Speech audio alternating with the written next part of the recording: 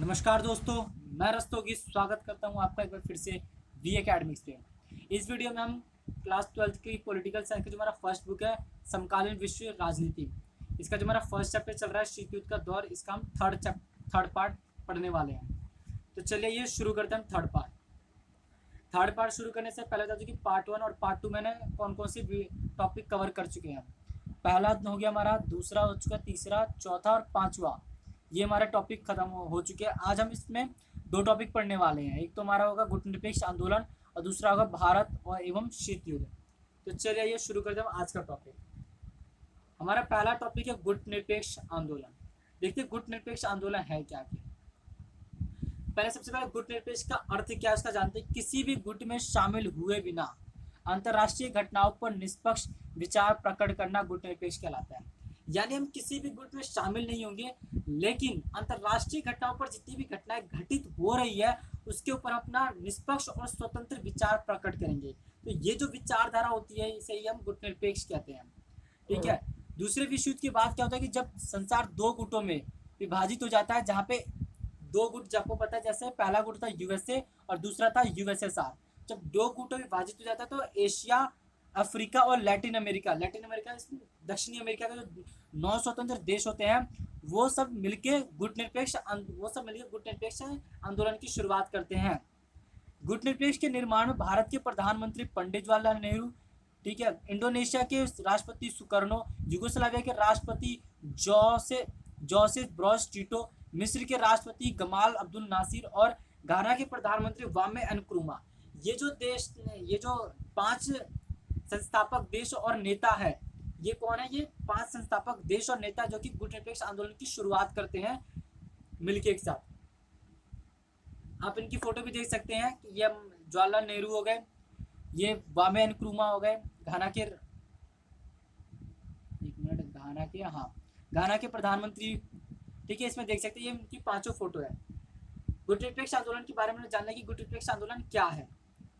हमने अभी इसमें देखा कि गुटनिरपेक्ष आंदोलन क्या है। किसी भी गुट में शामिल नहीं होंगे, लेकिन अंतर्राष्ट्रीय घटनाओं पर अपना विचार प्रकट करेंगे। ठीक है, तो गुटनिरपेक्ष आंदोलन जो है ना, इसके सम्मेलन भी होते रहते हैं। तो इसका कुछ सम्मेलन होता है। पहला सम्मेलन इसका हुआ था 1961 में। इसका पहला सम्मेलन हुआ था 1961 में। कहाँ पे हुआ था? बेलग्रेड में हुआ था, जो कि यूगोस्लाविया की राजधानी थी। इसमें 25 देशों ने हिस्सा लिया था पहले सम्मेलन में, गुटनिरपेक्ष सम्मेलन में। 14वां सम्मेलन हुआ था 2006 में, हाँ, हवाना, जो कि क्यूबा की राजधानी है। इसमें 116 सदस्य देश थे, उन्होंने शामिल लिया देशों की संख्या की, और 15 जो देश थे पर्यवेक्षक, ऑब्जर्वर थे, वो 15 ऑब्जर्वर देशों ने इसमें शामिल लिया। 17वां सम्मेलन हुआ था 2016 में, ये हुआ था वेनेजुएला में। ठीक है, इसमें 120 सदस्यों ने भाग लिया था, और 17 जो थे पर्यवेक्षक देश थे और 10 पर्यवेक्षक अंतर्राष्ट्रीय संगठन थे। यानी 17 ऑब्जर्वर कंट्री एंड 10 जो थे ऑब्जर्वर ऑर्गेनाइजेशन, इंटरनेशनल ऑर्गेनाइजेशन थी। ठीक है, और जो हमारा 18वां जो सम्मेलन हुआ था वो 2019 में हुआ था। ये कहाँ हुआ था? अजरबैजान में हुआ था, और इसमें 120 सदस्य शामिल थे। तो ये हो गया आपके गुटनिरपेक्ष आंदोलन के सम्मेलन। गुटनिरपेक्ष आंदोलन जो शुरुआत होती है उसका उद्देश्य क्या था? कोई तो उद्देश्य रहा, किसी भी चीज के शुरुआत का कोई उद्देश्य रहता है। तो गुटनिरपेक्ष आंदोलन का मुख्य उद्देश्य क्या था कि अंतर्राष्ट्रीय शांति स्थापित करेंगे। ये अंतर्राष्ट्रीय शांति को स्थापित करना, साम्राज्यवाद और उपनिवेशवाद का अंत। ये नहीं चाहते थे कि कोई भी देश अब दोबारा से ना किसी और देश का गुलाम, किसी और महाशक्ति का गुलाम बने। ठीक है, तो इसलिए उन्होंने क्या किया? गुटनिरपेक्ष आंदोलन की शुरुआत की। अस्त्र शस्त्र की होड़ को रोकना, ये जो दोनों महाशक्तियों में हथियारों को लेकर इतनी बड़ी रेस लगी पड़ी थी, इसको रोकना चाहते थे।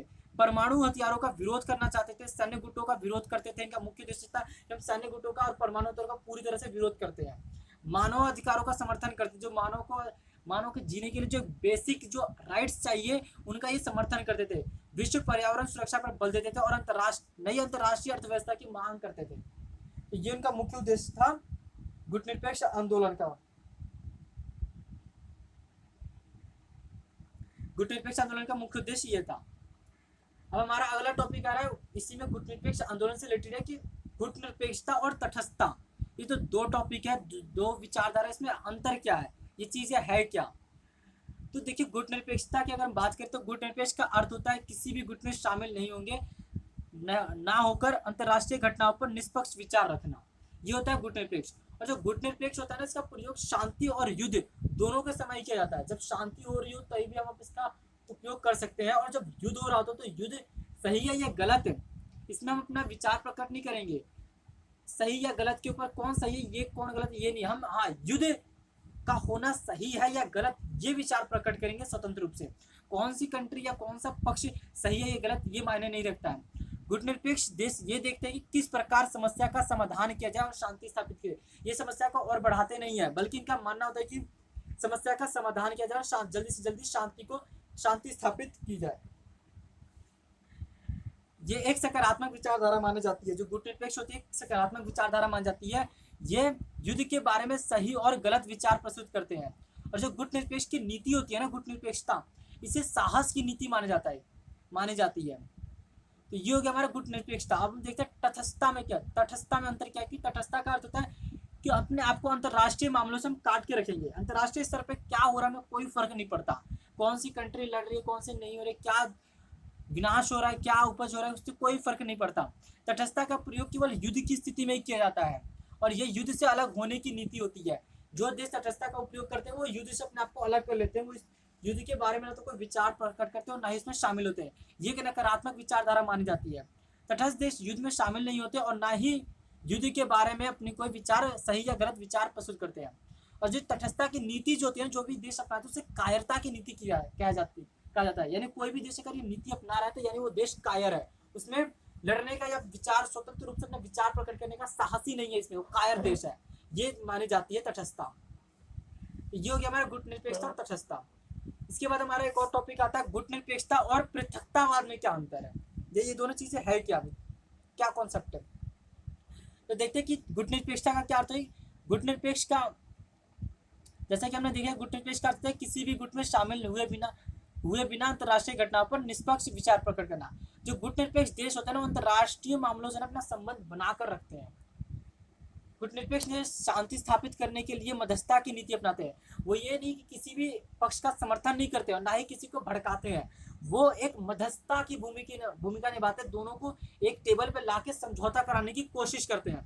दूसरे विश्व युद्ध के बाद क्या, कि भारत सहित बहुत से 9 स्वतंत्र देशों ने गुटनिरपेक्ष की नीति को ही अपनाया। यानी वो किसी भी गुट में शामिल नहीं हुए, उनका नहीं ना तो यूएसए के साथ गए और नहीं और यूएसएसआर के साथ गए। उन्होंने गुटनिरपेक्ष की नीति अपनाई और अपने आप को अंतर्राष्ट्रीय मामलों से संबंध बना के रखे, यानी कि अपने आप को अलग कर दिया। तो ये हो गया गुटनिरपेक्षता। अब वही बात आता है पृथकतावाद। पृथकतावाद का क्या अर्थ है कि पृथकतावाद का अर्थ होता है युद्ध में शामिल ना होने की नीति का पालन करना। यानी जब युद्ध हो रहा तो हम युद्ध में शामिल ही नहीं होंगे। पृथकतावाद में क्या होता है, अंतर्राष्ट्रीय मामलों से संबंध तोड़ दिए जाते हैं। कोई भी देश अगर पृथकतावाद की नीति को अपना रहा है ना, तो किसी अन्य देशों के साथ संबंध नहीं रखता है, उतना अंतर्राष्ट्रीय मामलों से संबंध नहीं रखता है। अंतर्राष्ट्रीय स्तर पर क्या हो रहा है क्या नहीं हो रहा है तो कोई फर्क नहीं पड़ता है। इसमें विरोधी राष्ट्रों में मध्यस्थता की भूमिका नहीं निभाई है। जिसमें जो भी देश पृथकतावाद की नीति अपनाता है वो विरोधी राष्ट्रों में, यानी जो युद्ध हो रहा है उसमें मध्यस्थता नहीं कराएगा, वो समझौता कराने की बिल्कुल भी कोशिश नहीं करेगा। अगर बात करें कि जो प्रथम विश्व युद्ध हुआ था, जो हमारा 1914 से लेकर 1918 के बीच, तो उसमें क्या हुआ कि अमेरिका ने ना उससे पहले प्रथम विश्व युद्ध से पहले अमेरिका ने ये नीति अपना रखी थी। उससे प्रथम विश्व युद्ध से पहले भी बहुत सारे युद्ध हुए हैं विश्व पटल पे, लेकिन उसमें अमेरिका ने दखलंदाजी बिल्कुल भी अपना भागीदारी नहीं की थी, भागीदारी सुनिश्चित नहीं की, अपने आप को अंतर्राष्ट्रीय मामलों से काट कर रखा था अमेरिका ने उस वक्त। तो ये हो गया हमारा पृथकतावाद और गुटनिरपेक्षता में अंतर। अब हमारा अगला टॉपिक आता है कि 9 स्वतंत्र जो देश थे ना, या भारत, उन्होंने क्या किया, गुटनिरपेक्ष की नीति क्यों अपनाई, क्यों जरूरत पड़ी उनको गुटनिरपेक्ष नीति अपनाने की। तो आइए देखते हैं क्यों उन्होंने गुटनिरपेक्ष की नीति अपनाई। तो पहला कारण हो सकता है एक आर्थिक समस्या। ठीक है, आर्थिक समस्या। जो 9 स्वतंत्र देश थे ना, वो क्या थे, कई प्रकार की आर्थिक समस्याओं से घिरे हुए थे। एक तो वो पहले से गुलाम थे यूरोपियों ने उनको ऐसा लूट लिया था कि उनके पास आर्थिक संसाधनों की कमी पड़ गई थी। तो ऐसे में क्या हो कि 9 स्वतंत्र देश कई प्रकार की आर्थिक समस्याओं से घिरे हुए थे, जूझ रहे थे। ऐसे में अगर वो किसी एक गुट में शामिल हो जाते हैं तो दोनों महाशक्तियों का सहयोग नहीं ले पाते। उन्होंने जब गुटनिरपेक्ष की नीति अपनाई ना, तो दोनों ही महाशक्तियां जो थी वो चाहती थी कि जो भी देश इस नीति को अपना रहा है वो उस नीति को छोड़ के मेरे साथ आ जाए। तो उसके कुछ ऑफर देते थे। तो इसमें क्या था कि ऑफर मिलता था तो लोग उसका, जो 9 स्वतंत्र देश थे वो क्या ज़्यादातर विकासशील देश थे और या अविकसित देश थे इसमें, तो वो इन दोनों महाशक्तियों का सहयोग मिल जाता था उनको। अशस्त्र की ओर 9 स्वतंत्र जो देश थे ना वो अशस्त्र का बढ़ाने के, हथियारों के बढ़ाने के बिल्कुल खिलाफ थे। इसलिए उन्होंने क्या कि हम किसी भी गुट में शामिल ही नहीं होंगे तो हमें हथियारों की जरूरत भी नहीं पड़ेगी। इसलिए उन्होंने गुट निरपेक्ष की नीति अपनाई। स्वतंत्र विदेश नीति, एक तरह से अगर देखा जाए तो कोई भी गुट अगर मान लेते हैं यूएसए में या यूएसएसआर में शामिल हो जाता ना, तो एक तरह से क्या होता ना कि वो देश एक तरह से इनका भी गुलाम ही बन जाता, उनको इन्हीं के इशारों पर चलना पड़ता। ठीक है, तो इसमें क्या हुआ कि और उनको स्वतंत्र रूप से फैसले भी नहीं ले सकते थे ये देश। तो अपनी स्वतंत्र विदेश नीति बनाने के लिए 9 स्वतंत्र देशों ने क्या किया कि गुटनिरपेक्ष की नीति अपनाई। वो किसी भी गुट में शामिल नहीं हुए, उनके ऊपर पूरी छूट थी कि वो किसके साथ दोस्ती करेंगे किसके साथ नहीं करेंगे, उनको पूरी छूट दे दी गई, छूट थी स्वतंत्र विदेश नीति अपनाने की। अगला उपनिवेशवाद का विरोध। जो 9 स्वतंत्र देश थे वो आज़ादी से पहले किसी ना किसी यूरोपीय देश के गुलाम तो थे ही वो, तो अगर ऐसे में आज़ादी के बाद वो किसी एक गुट में शामिल होते तो दोबारा ही गुलाम बन जाते, वो दोबारा गुलाम बन जाते हैं। तो इसलिए अगर उन्होंने क्या किया कि हम दोबारा गुलाम ना बने, तो इसलिए उन्होंने उपनिवेशवाद का विरोध किया और गुटनिरपेक्ष की नीति को अपनाया।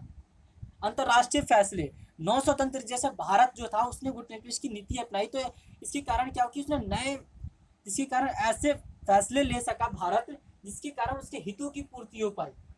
भारत ने जब ऐसे फैसले लिए जिससे भारत का फायदा हुआ। कोई भी कंट्री हो पहले अपने बारे में सोचती है, फिर उसके बाद दूसरी किसी कंट्री के बारे में सोचती है। ठीक है, तो इन वर्ल्ड पॉलिटिक्स में पहले देश आता है, उसके बाद वैल्यूज आती है, अपना देश का फायदा होना चाहिए। तो उन्होंने क्या किया, जो हमें 9 स्वतंत्र देश थे या भारत था, उन्होंने गुटनिरपेक्ष की नीति इसी के कारण में, ताकि वो ऐसे फैसले ले सके जिससे भारत का फायदा हो। सबसे पहले भारत है, उसके बाद ही कोई और है। अगला कारण है क्या, अपनी स्थिति को मजबूत करने के लिए 9 स्वतंत्र देश विशेषकर भारत को जब भी ये महसूस होता था ना कि कोई भी महाशक्ति उसकी अनदेखी कर रही है, उसका सहयोग नहीं कर रही है, उसकी मदद नहीं कर रही है, तो वो क्या होता कि दूसरी महाशक्ति से थोड़ा संबंध और भी ज़्यादा स्ट्रॉन्ग करने की कोशिश कर लेता था। जिससे क्या था कि जो दूसरी था, हम उदाहरण लेके चलते कि मान लेते हैं कि एक तरफ यूएसए है और दूसरी तरफ यूएसएसआर। ठीक है, तो जब भारत को लगता था कि यूएसए उसको नज़रअंदाज कर रहा है, तो क्या करता था भारत, यूएसएसआर के करीब चला जाता था। इससे क्या होता था कि जो यूएसए था ना, दोबारा भारत को अपने नज़दीक लाने के लिए ऑफर देता था, तकनीकी सहायता प्रदान करता, सैन्य सहायता प्रदान करता था। तो इससे क्या था कि भारत की जो स्थिति थी मजबूत हो जाती और बैलेंस बना रहता था और दोनों का सहयोग मिलता था। तो ये कुछ कारण थे जिसके कारण 9 स्वतंत्र देशों ने क्या किया कि भारत ने गुटनिरपेक्ष की नीति को अपनाया। भारत ने गुटनिरपेक्ष नीति को अपनाया तो ठीक है, लेकिन उसकी आलोचना भी की जाती है। जो भारत की गुटनिरपेक्ष की नीति थी उसकी आलोचना की जाती है। देखिए किन आधार पर आलोचना की जाती है गुटनिरपेक्ष की, भारत ने जो गुटनिरपेक्ष की नीति अपनाई थी।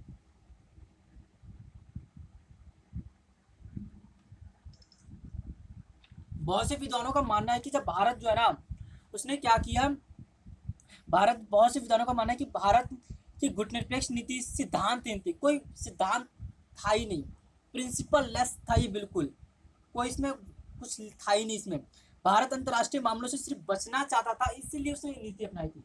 कोई इसमें वैल्यूज नहीं थी, कोई भी प्रिंसिपल नहीं था इनके पास, गुटनिरपेक्ष आंदोलन वालों के पास। ये बस भारत जो था ये अंतर्राष्ट्रीय मामलों से अपने आप को बचा कर रखना चाहता था, इसलिए उसने ये नीति अपनाई थी।